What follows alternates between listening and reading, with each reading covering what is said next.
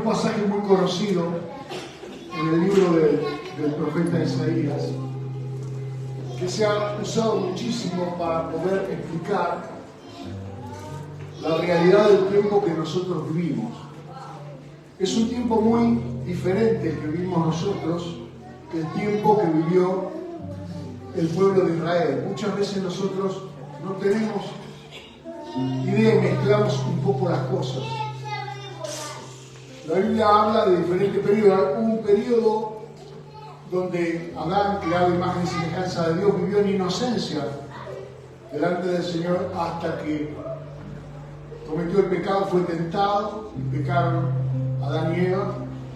Y después, hasta los tiempos de la ley, muchas generaciones vivieron sin que sus pecados tuvieran consecuencias inmediatas, como por ejemplo el homicidio de Caín y Abel y otras maldades que se hacían sobre la tierra, que al no existir ley no tenían la condenación inmediata, que después de la ley, cuando Dios le entrega la ley a los israelitas, específicamente a su pueblo de Israel, empiezan a ejecutarse juicios de parte de Dios, que inclusive empodera y autoriza a los israelitas a hacer justicia por mano de los jueces. Pero claramente, aún en el temor de la condena, los hombres no tuvieron la posibilidad de vivir conforme a la voluntad de Dios. Pequeñas excepciones que encontramos en la Biblia de personas que se destacaron en medio de la oscuridad. Como dice en otra parte del libro de Isaías, pábilos humeantes. Creo que la vela cuando se apaga todavía le queda un cachito en la mecha, le queda un poquitito de luz y puro humo.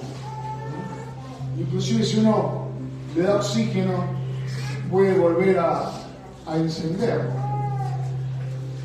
Y así nos encontramos a lo largo de la historia personas que marcaron una diferencia. Por ejemplo, Noé fue uno de ellos. Porque la tierra fue herida a causa del pecado con maldición.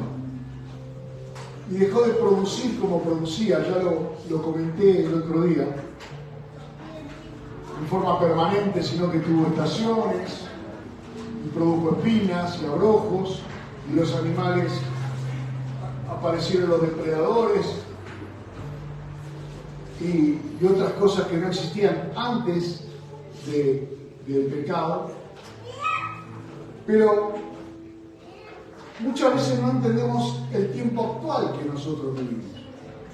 O sea, justamente Cristo vino a poner el broche final sobre el poder de la ley que existía sobre aquellos a los que la ley les había sido enviada, cumpliéndola toda en sí misma. Es como de repente si usted tiene un contrato de alquiler y lo paga completo. Paga los 2 años, los 3 años por adelantado. No puede venir el dueño a reclamarle nada porque usted ya pagó.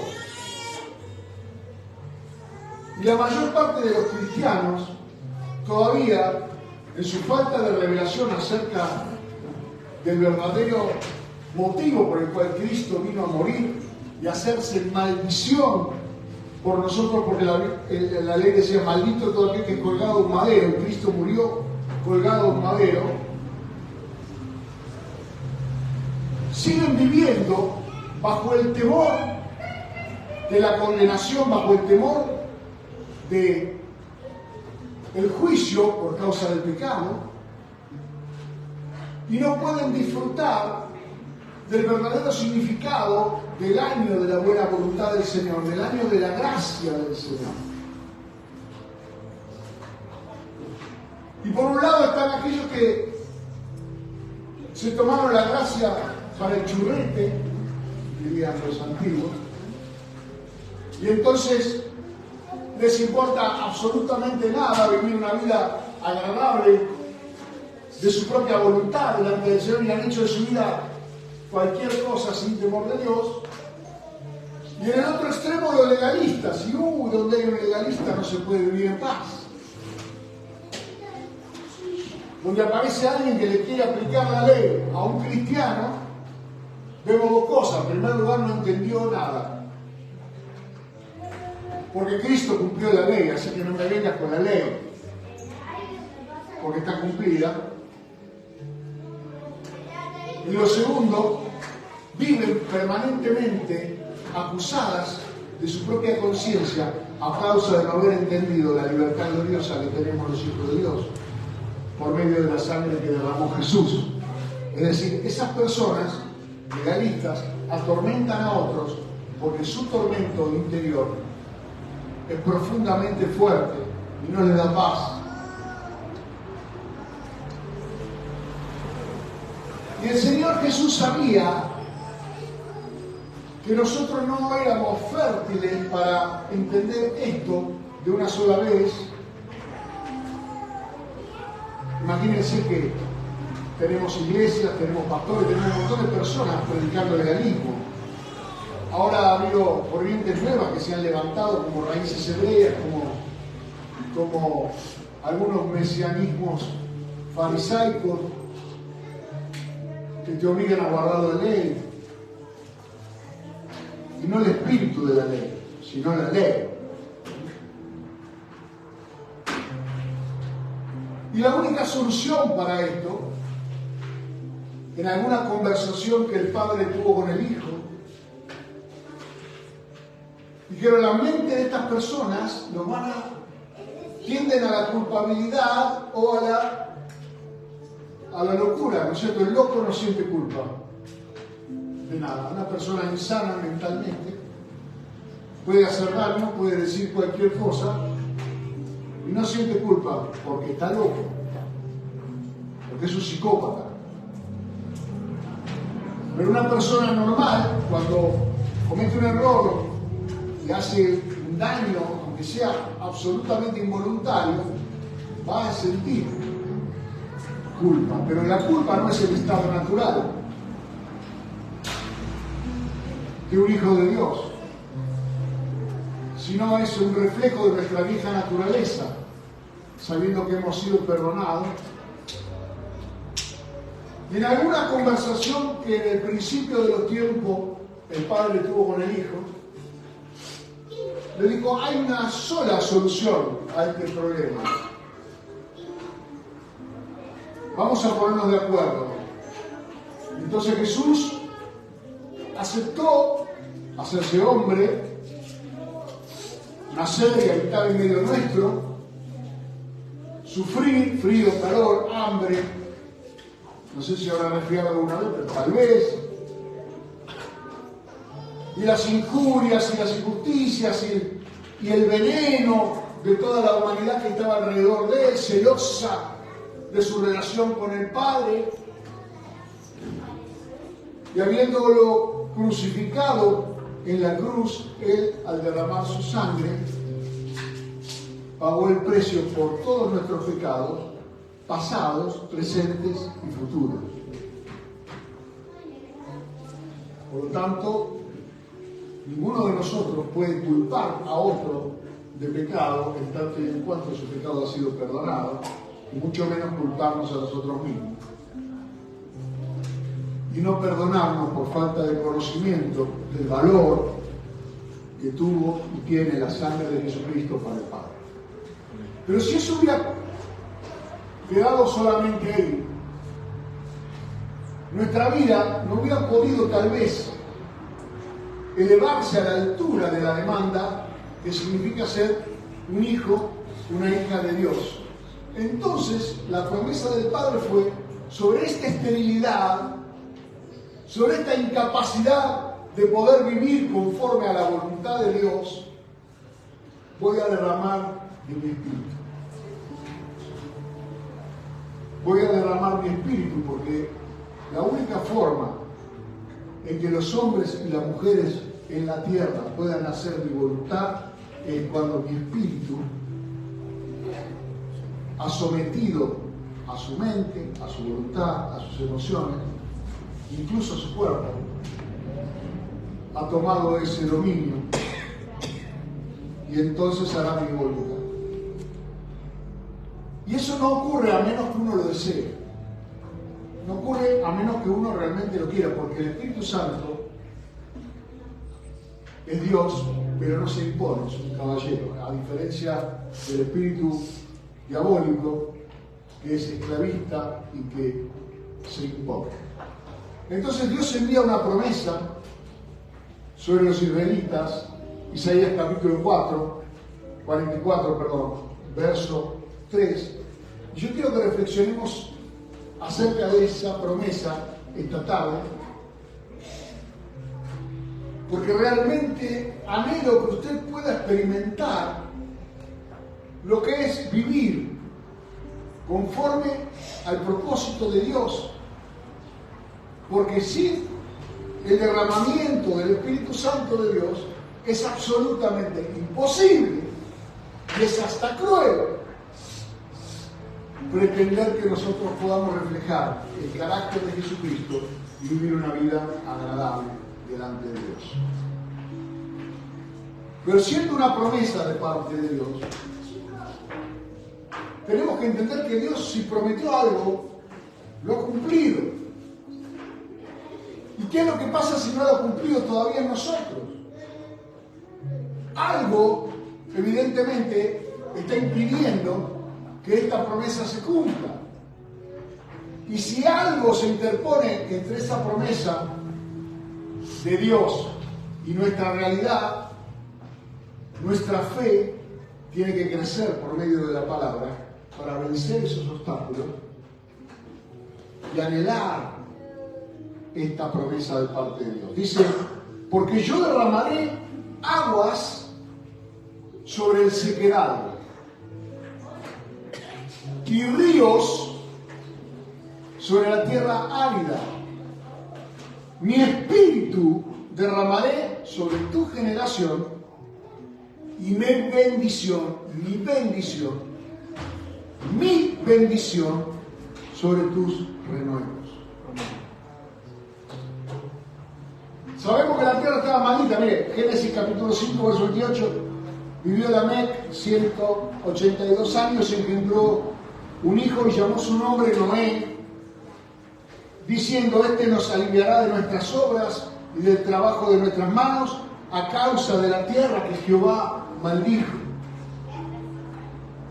Ellos eran conscientes que la tierra estaba maldita, y usted sabe que el diluvio representa de alguna manera, el apóstol Pedro, una especie de bautismo que tuvo la tierra para volver a tener una nueva oportunidad, así como nosotros pasamos por las aguas del bautismo para empezar a vivir una vida diferente voluntariamente en el Señor.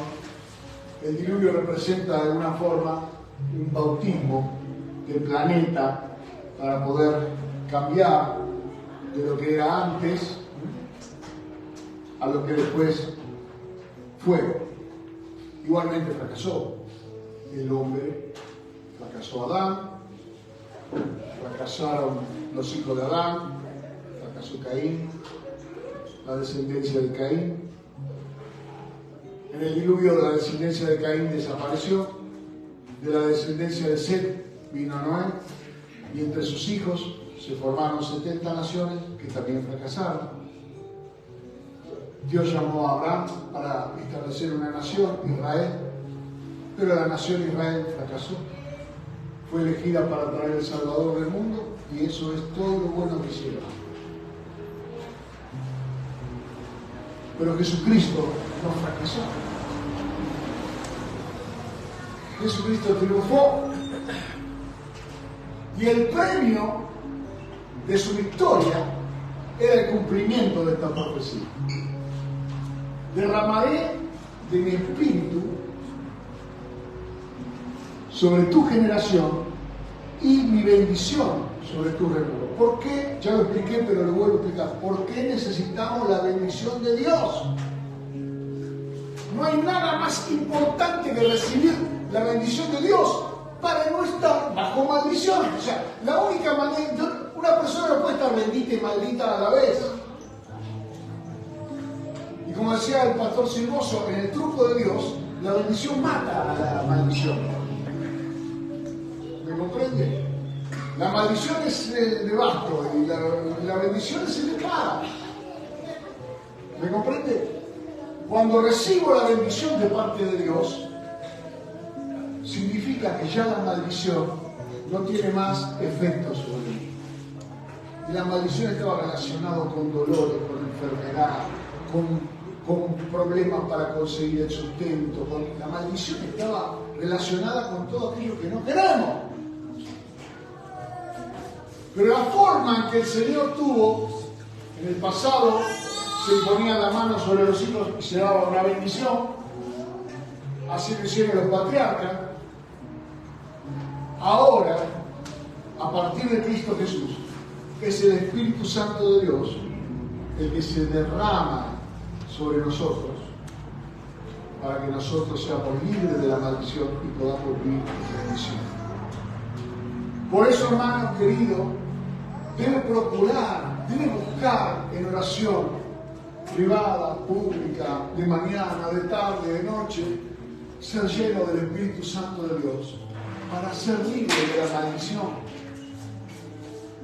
para empezar a experimentar la bendición de Dios de adentro hacia afuera, porque de su interior correrán ríos de agua viva.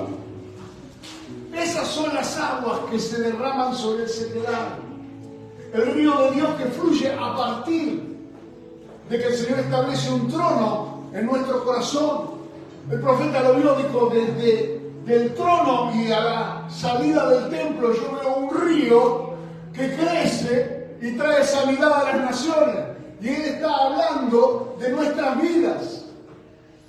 Una vida que ha entronado al Señor Jesús en su corazón, que lo ha puesto en primer lugar, se convierte en un templo del Espíritu de Dios, y el Espíritu de Dios fluye como un río, y todo lo que toca y todo lo que salpica, su influencia es de bendición. Dios no quiere solamente que usted sea bendecido, porque la promesa, recuerden que a Abraham le dijo: te bendeciré y serás bendición.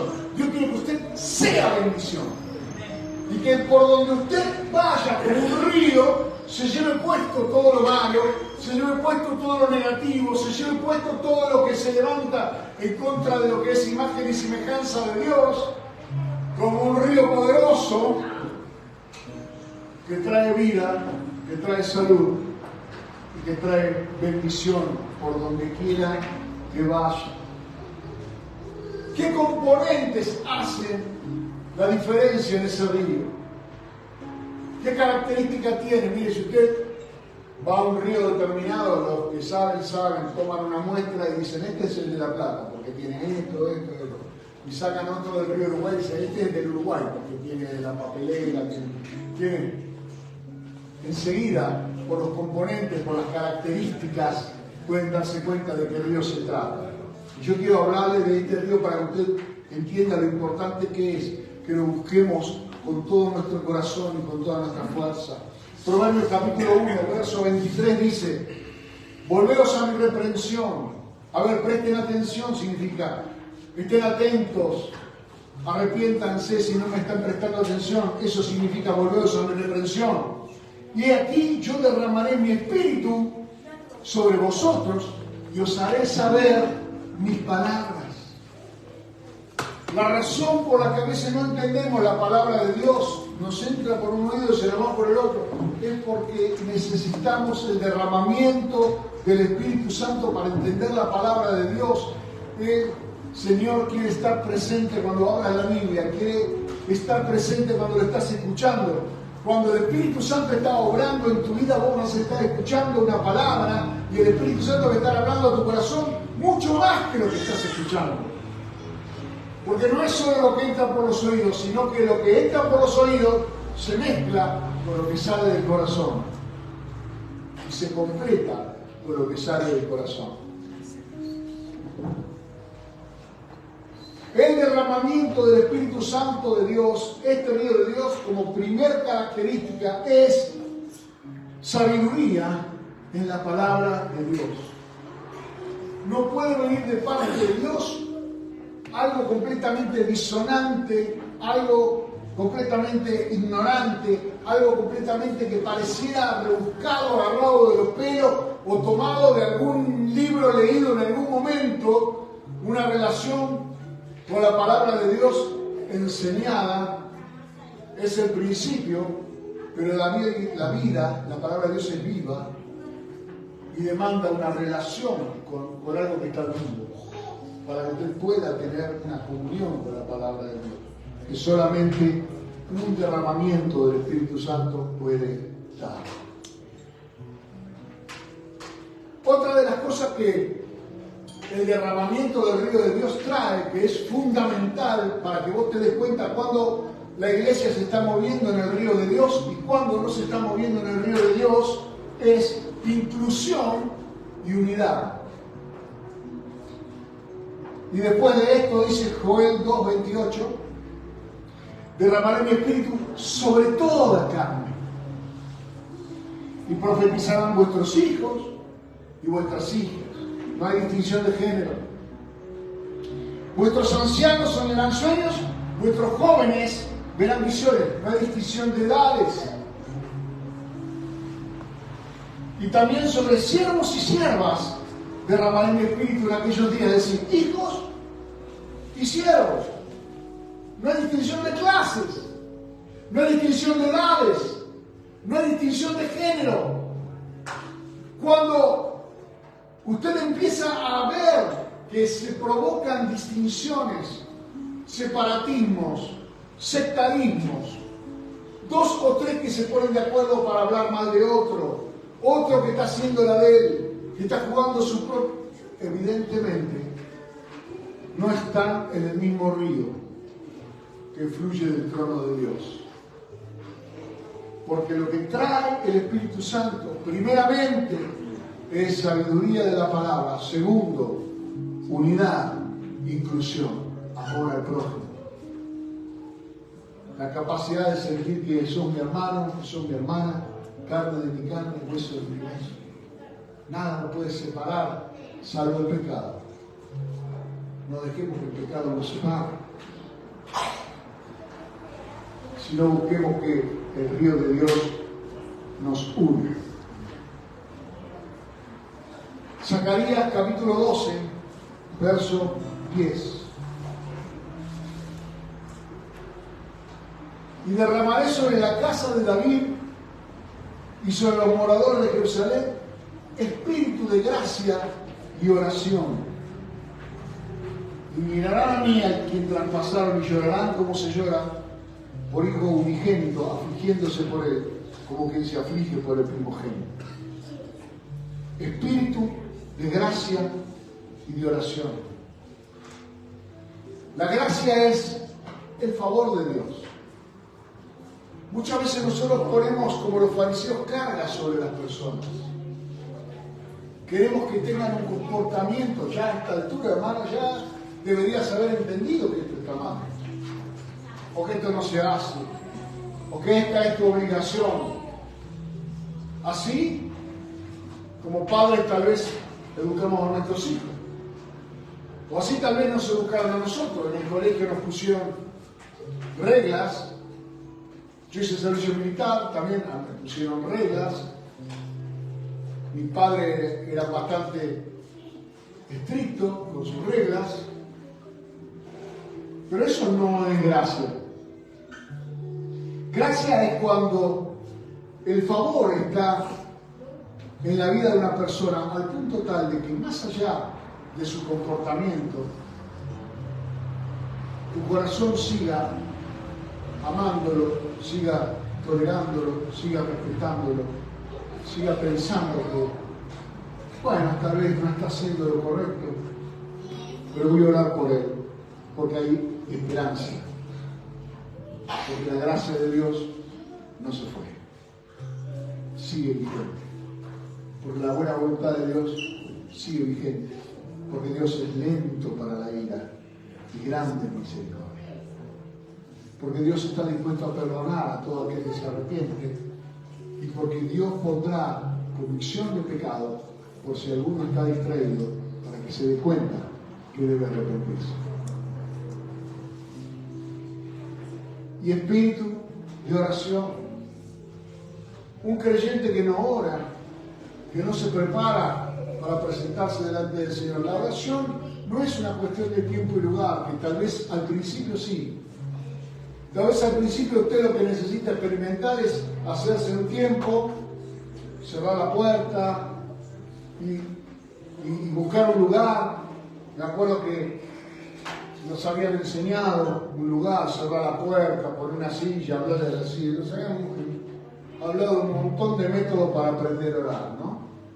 Obviamente para los recién convertidos. Pero no puede ser así siempre.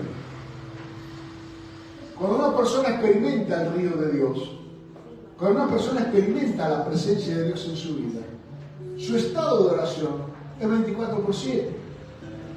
Cada vez que está pensando lo que va a decir, cada vez que está pensando lo que va a hacer, está consultando con el Señor. Si no está haciendo eso, no está teniendo en cuenta la presencia de Dios, y donde la presencia de Dios no es respetada, se contrista, se contrae, se retrae, no opina, no participa, no actúa. Pero cuando yo soy consciente de que soy un hijo de Dios y que el Espíritu Santo de Dios vive en mi vida, pues yo tengo que recurrir permanentemente al Espíritu Santo para tomar decisiones correctas, para tener revelación y entender qué es lo que está pasando, para que se activen los dones, discernir, tener ciencia, tener sabiduría, lo que el Espíritu de Dios vino a traer cosas necesarias, el equipamiento del cristiano. ¿Lo comprende? Es como si usted tuviera un tablero lleno de herramientas y quiere sacar una tuerca con los dedos. Cuando el Espíritu Santo le ha dado las herramientas para que usted pueda vivir una vida triunfante, en victoria. Y el Espíritu Santo no se va a cansar de ayudarlo, porque es el ayudador. Es el paracleto, es el ayudador. Vino para eso. Está para eso. Cuando no sé qué decir, cuando no sé qué hacer, cuando no tengo salida, cuando se me cierra una puerta, cuando veo que hay injusticia sobre mí, cuando todas las cosas parecieran que se vuelven en mi contra, bueno, a mi favor tengo a Dios. El Espíritu Santo de Dios es Dios. No es ni aceite, ni viento, ni fuego, es Dios mismo habitando en nosotros, que intercede por nosotros. Es más, si usted no sabe cómo orar, no necesita saber cómo orar. Entre en el Espíritu y deje que el Espíritu Santo interceda. Va a tomar versículos de la palabra o va a hablar en otras lenguas. Pero la intercesión será perfecta porque es conforme al corazón de Dios.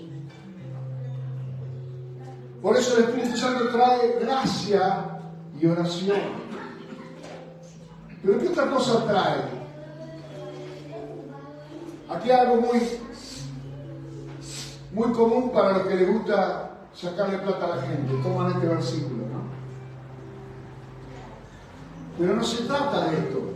Se trata de el favor de Dios, hasta dónde llega. Dice Malaquías capítulo 3, verso 10. Entiéndalo que esto no es una obligación. Esta palabra fue dirigida a los sacerdotes judíos. ¿Sí? Y tiene un espíritu esta palabra, que no es necesariamente el cumplimiento de la letra, sino el espíritu de lo que significa. El Señor está diciéndole al pueblo que sea generoso, porque de la provisión del pueblo había un reparto, había una distribución.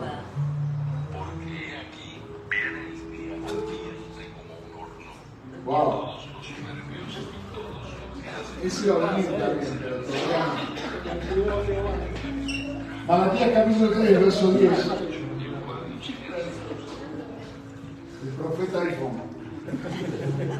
traed todos los diezmos al alfolí y haya alimento en mi casa. Quiero explicar este verso porque acá es donde tropiezan muchos creyentes.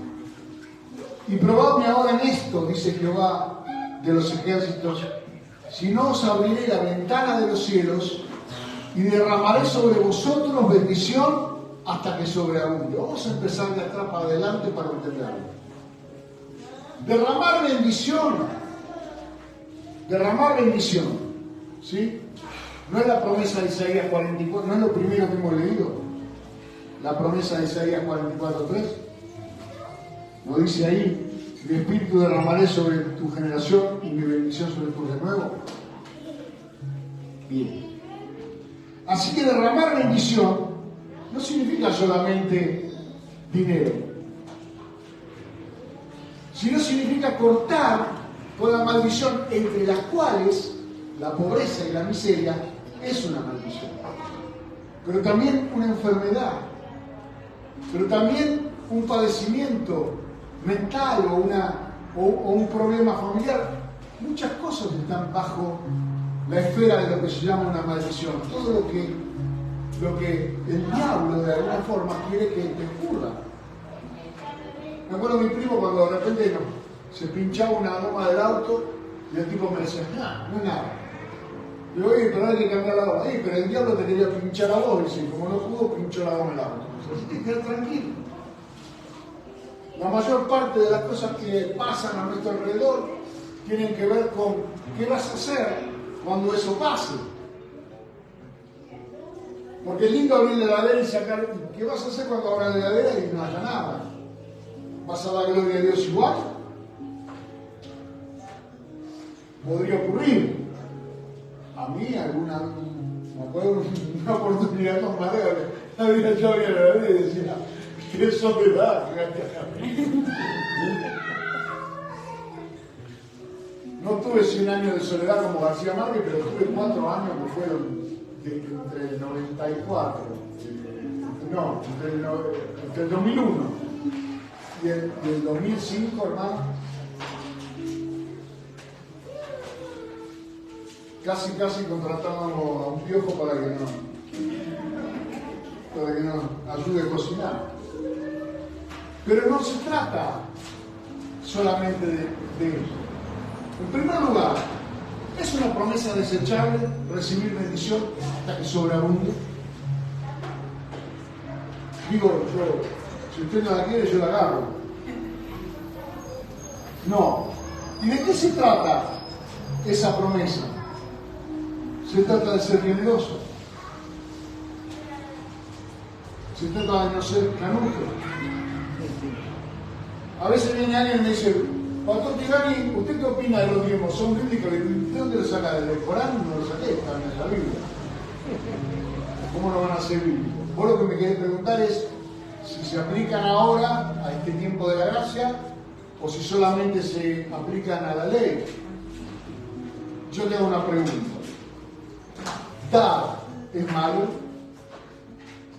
o bueno? Mejor es dar que recibir. ¿Dar es malo o bueno? Bueno. ¿Y dar qué? Todo. Entonces, si dar todo es bueno, ¿por qué lo diezmos no? O sea, hay que dar todo menos los diezmos, que no estamos obligados. Es una estúpida planteo. No querés dar el 10%, no lo des, pero dar es bueno. No podés negar la palabra para salirte de la vida. Lo que plantean generalmente estas discusiones son los que no dan. Y necesitan purgar su conciencia diciendo, bueno, yo no doy porque eso es la de la ley. Como no matarás. Tampoco vas a andar matando porque no matarás es la de la ley. ¿No es cierto? O sí, ande uno masicando a alguien por ahí. No. Bueno, es de la ley no matarás. Por eso los cucarachas, todas esas cosas son de la ley. Absurdo. El derramamiento de bendición que está prometido aquí es el derramamiento del Espíritu de Dios, que no se compra con dinero. Pero hay una actitud de generosidad, de un corazón que puede recibir el Espíritu de Dios porque está abierto. Y si mi corazón está cerrado al prójimo, si yo no tengo amor y no tengo carga por mi prójimo, el Espíritu Santo no tiene por dónde entrar. Pero sobre un corazón abierto, sobre alguien que está dispuesto a dar, que está dispuesto a conmoverse por la necesidad de otro, el Espíritu Santo encontrará un lugar donde derramarse. Por eso, donde hay el Espíritu de Dios, hay sabiduría de la palabra, hay inclusión, hay unidad, hay gracia, hay oración y hay generosidad. Hay generosidad. Hechos capítulo 2, verso 17. Y en los postreros días, dice Dios, derramaré de mi espíritu sobre toda carne. Tomamos de vuelta Joel, capítulo 2, 28. Ahora lo está diciendo Pedro en el capítulo 2 del libro de los Hechos después del Pentecostés. Y está diciendo esto: en los postreros días derramaré de mi espíritu sobre toda carne. Y vuestros hijos y vuestras hijas profetizarán, vuestros jóvenes verán visiones, vuestros ancianos sonarán sueños. Sobre mis siervos y sobre mis siervas en aquellos días derramaré mi espíritu y profetizarán. Perfecto. Ya dijimos que es inclusión y unidad. Ancianos, jóvenes, varones, mujeres, siervos, hijos. ¿Pero qué? Profecía, sueño y visión. Una vida que no tiene sueños, una vida que no tiene una visión por delante, que no está anhelando una esperanza por delante, es porque el Espíritu Santo de Dios no se ha derramado en su corazón. Porque lo que el Espíritu Santo traerá sobre nuestra vida es fe para salvación, y la fe es la certeza de lo que se espera. La fe demanda una esperanza, demanda un día de mañana al cual yo voy a mirar pensando que será mejor que hoy y voy a estar más cerca de la bendición de Dios, y que si hoy la pasé mal, pero mañana la pasaré mejor porque Dios está conmigo. Y si así no fuera, igual voy a dar gloria al Señor, porque mi destino ya está marcado, comprado a precio de sangre por Jesucristo, y mi eternidad ya ha sido comprada para vivir para siempre con el Señor. Por lo tanto, no me voy a amargar ni voy a tener una mirada negativa. La Biblia condena a los agoreros, a los que maldicen. Qué vale mal. Ya te ves, te vas a quedar solo. Te reprendes. No me voy a quedar solo, ni me voy a quedar pobre, ni me voy a enfermar. ¿Por qué? Porque Dios está conmigo. Y Él hace la diferencia. Y no me van a perseguir mis errores porque fueron clavados juntamente con Cristo en la cruz. Y puedo vivir una vida nueva y abundante cada día. Por eso oramos cada día, así como decimos el pan nuestro de cada día, dánoslo hoy, también decimos perdónanos nuestras ofensas, porque también cada día metemos la pata. Y guárdanos de la tentación, porque también cada día se presentarán tentaciones. Y así como hay una provisión para el cuerpo, que es el pan, hay una provisión para el alma, que es el perdón, y hay una provisión para el espíritu, que es ser libre del maligno y de la tentación.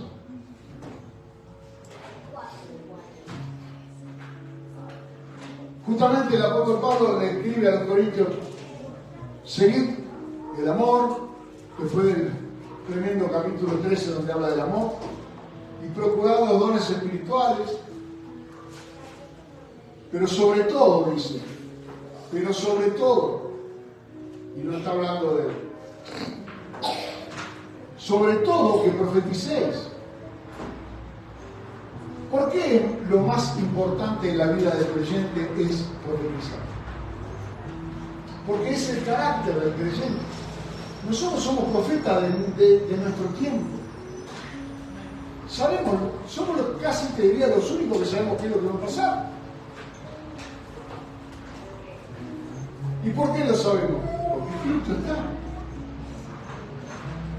Y como es lo que está escrito, lo que va a ocurrir, y nosotros lo anunciamos, somos los profetas de este tiempo.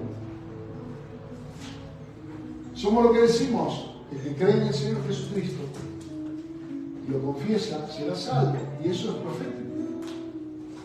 Como decimos también que el que no creyere será condenado. Y eso es profético. ¿O no lo es? Lo es. Y decimos que en esta tierra las cosas irán de mal en peor para todos. Pero cuando la cosa esté al punto culminante de su maldad, con voz de trompeta, con voz de arcángel, el Señor vendrá a buscar a la iglesia. Y seremos arrebatados. Y eso es profético. Y somos profetas de este tiempo. Romanos capítulo 5, verso 5. Y la esperanza, dice Pablo, no avergüenza, porque el amor de Dios ha sido derramado en nuestros corazones por el Espíritu Santo que nos fue dado. Nosotros de nosotros mismos somos incapaces de amar. Sí podemos querer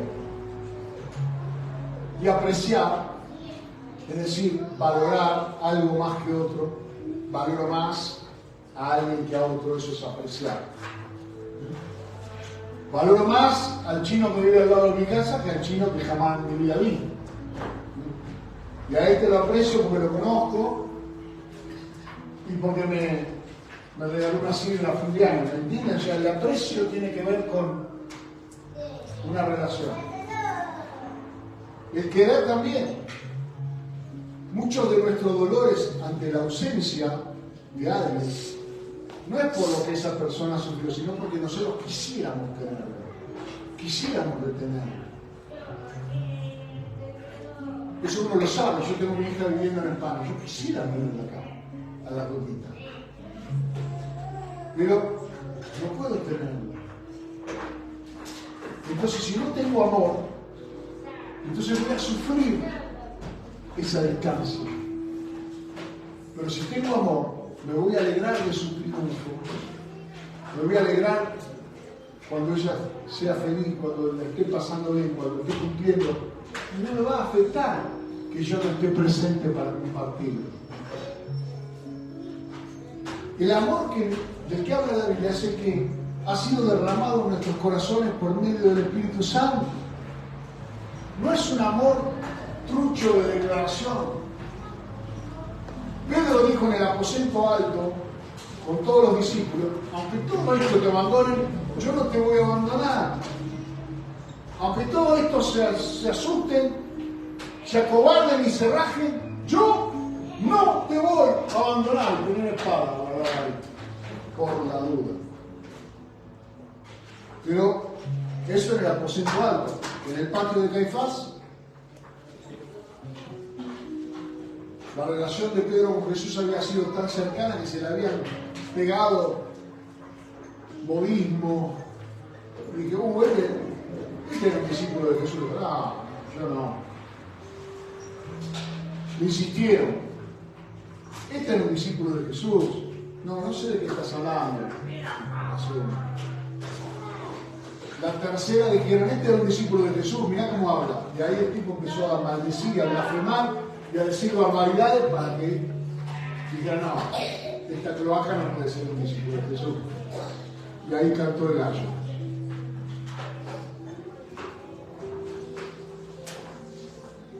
¿El amor duró cuánto? Depende de las circunstancias, en el aposento alto. Amamos, en el patio de Caifás negamos. Si te portaste bien conmigo, te quiero. Si me traicionaste, no te quiero más. Te bloqueo en el WhatsApp. Te borro del Facebook. Te mando mensajes por elevación, por la duda, por si. Porque durante un tiempo, pues después se pasa, pero durante un tiempo queda medio pegado y te la mandan a tres bandas como los buenos jugadores de billar. El amor que nosotros tenemos es el amor de Dios. Y el amor de Dios es benigno, no se irrita, no hace nada indebido, no busca lo suyo, no se goza en la injusticia, se goza en la verdad, todo lo cree, todo lo soporta. El amor de Dios no es como el amor de los hombres. Y esa es la razón por la que, a pesar de haber sido muchas veces heridos, traicionados, seguimos amando. Y esa es una característica que solo el Espíritu de Dios te puede dar. El amor que el Padre tuvo por el pródigo, que se mandó a mudar, a derrochar la fortuna, pero un día volvió y el Padre lo abrazó y hizo una fiesta. ¿Por qué? Porque el amor del Padre es invariable. Porque no depende de lo que vos hagas ni de donde vos estés, sino depende de que sea el amor de Dios el que ha sido derramado en nuestros corazones. Y la iglesia debe tener ese amor. Porque algunos vendrán, otros se irán, otros algún día volverán, pero a nosotros no nos importa quiénes hicieron. A nosotros nos importa que nosotros amamos al prójimo no por lo que el prójimo es, sino por quiénes somos nosotros. Y nosotros somos hijos de Dios, que hace salir el sol sobre justos y sobre injustos, y que ama a todos por igual. Termino. Tito, capítulo 3, verso 4. Prometo que este es el último versículo. Pero cuando se manifestó la bondad de Dios nuestro Salvador y su amor para con los hombres, nos salvó, no por obra de justicia que nosotros hubiéramos hecho, sino por su misericordia, por el lavamiento de la regeneración y por la renovación en el Espíritu Santo, el cual derramó en nosotros abundantemente por Cristo Jesús, nuestro Salvador. Tres cosas que el Espíritu Santo hará desde el día que entregaste tu vida al Señor hasta que vayamos al Señor. Limpieza, regeneración y renovación. Limpieza porque, hermano, no me diga que usted puede caminar descalzo sin que se le ensucien los pies. En este mundo, mientras nosotros andamos, escuchamos cosas que ensucian nuestros oídos, ideas que ensucian nuestra mente, vemos cosas que ensucian nuestros ojos, nos rodeamos de personas que ensucian nuestra existencia con sus malas ideas, con sus complicidades, con su completamente pervertida forma de vivir. Y si el Espíritu Santo no está en nosotros, si no nos lavamos por medio del Espíritu en oración, no podemos dejar de tener esas cosas en nuestra mente. Y una de las cosas que el Espíritu Santo hace es ese lavamiento permanente en la presencia del Señor. Cuando escuchamos la palabra, cuando adoramos, cuando alabamos al Señor, cuando nos reunimos, cuando tenemos trato con los hermanos en Cristo, cuando estamos predicando el Evangelio a alguien, el Espíritu Santo está fluyendo para un lavamiento. Lo segundo es la regeneración. ¿Por qué? Porque muchas cosas permanentemente en nuestra vida deberán morir. Costumbres, cosas culturales, hábitos, que tenemos que dejarlos morir porque no son agradables delante del Señor. Pero es imposible dejar ese espacio vacío sin que se vuelva a llenar de lo mismo. Entonces el Espíritu Santo lo que hace es generar en nosotros una nueva actitud, un nuevo hábito, una nueva forma de hacer las cosas, una nueva forma de comunicarnos y de manejarnos con Él. Y en esa regeneración es donde somos cambiados de la vana manera de vivir que le damos a nuestros padres en la imagen y semejanza de nuestro Señor Jesús. Y la renovación, fundamental, problema gravísimo, que yo noto en algunos creyentes que esporádicamente aparecen y cuando vienen chocados, arruinados, lo agarró el granizo, se le oxidaron los zócalos, vienen en condiciones de que ni en plan canje lo toman. Y yo le decía, hermano, no, ¿sabes, pastor, lo luchado que estoy, porque me pasé claro, porque te falta la renovación. Porque tenés que hacer fluir el río permanentemente. Tenés que tener la canilla abierta permanentemente para que no se llene de porquería tu vida y no estés todo el tiempo luchando con las mismas cosas. Y vivimos en ciclos. Y me caigo, y me levanto, y alto viene un par de días, y me vuelvo a caer, y me levanto. Y el año pasado fue este año más o menos. Dios quiera que termine pronto, Padre, que venga la Navidad el 2 de diciembre. No se puede. ¿Por qué? Estoy viviendo mal, hermano. ¿Por qué vivir mal? Porque el Espíritu Santo que está en vos está archivado en un cajón juntando telaraña. Cuando en realidad está en vos para ser un río que salta para la vida eterna, para renovarte. Y te renovás en la alabanza, y te renovás en la adoración, y te renovás al escuchar la palabra de Dios, y te renovás en la comunión con los hermanos, y te renovás cada vez que asumís tu identidad espiritual y renegás de tu identidad mundana, carnal y secular.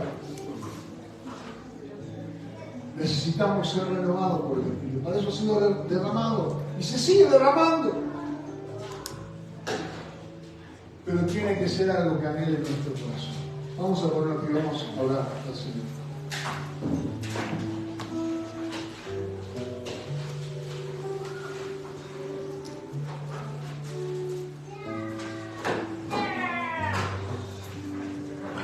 ¿Cuánto se lloró la sequía del año pasado, no? Oh, por la sequía perdimos 20.000 millones de dólares. Oh, por la sequía pasaron muchas desgracias. Estamos en el año 2023 y seguimos dependiendo de que llueva o no llueva. Y los creyentes, 2000 años después de la venida del Señor Jesucristo,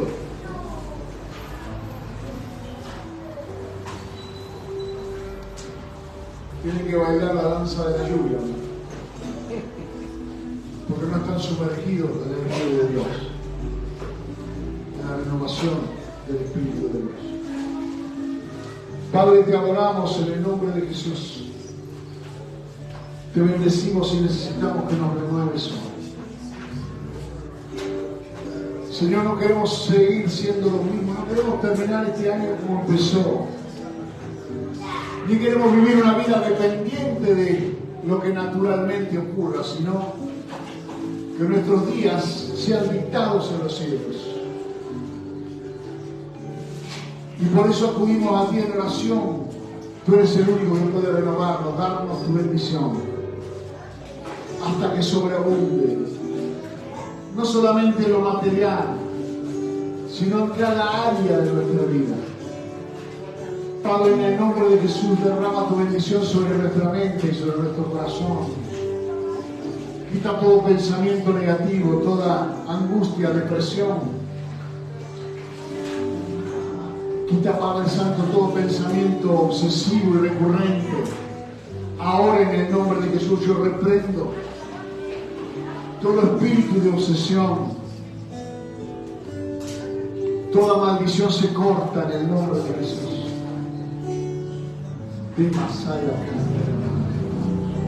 Padre, toda maldición de legalismo la corto en el nombre de Jesús.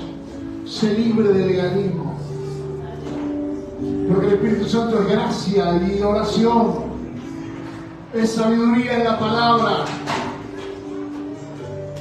es inclusión y unidad, es sueños y visiones, esperanza renovada, es lavamiento, es regeneración y es renuevo. Te adoramos, Jesús. Derrama eso sobre nosotros. Derrama tu Espíritu Santo. Te adoramos, Jesús.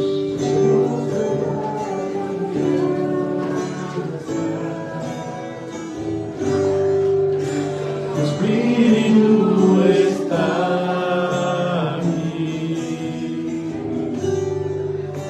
Es evidente tu poder. Tu Espíritu está aquí. La atmósfera cambiando está. Tu Espíritu está aquí. Es evidente tu poder. Tu Espíritu está aquí. Llenas este lugar, derramando tu amor me envuelve.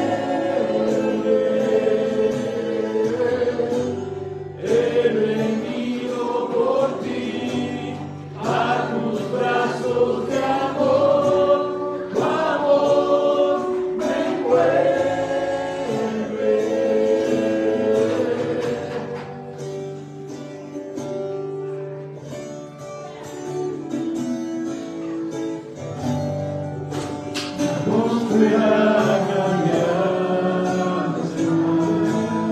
Tómese un tiempo para orar por algún hermano que esté enseñando. Es el único que deberíamos orar los unos por los otros. Y tenemos que hacer esto aquí, porque si no lo hace acá, en su casa no lo hace tampoco.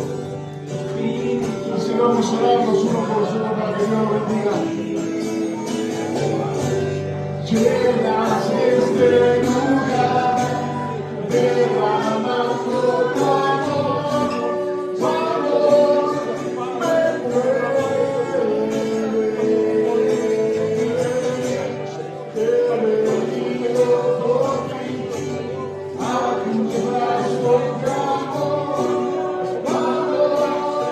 me envuelve.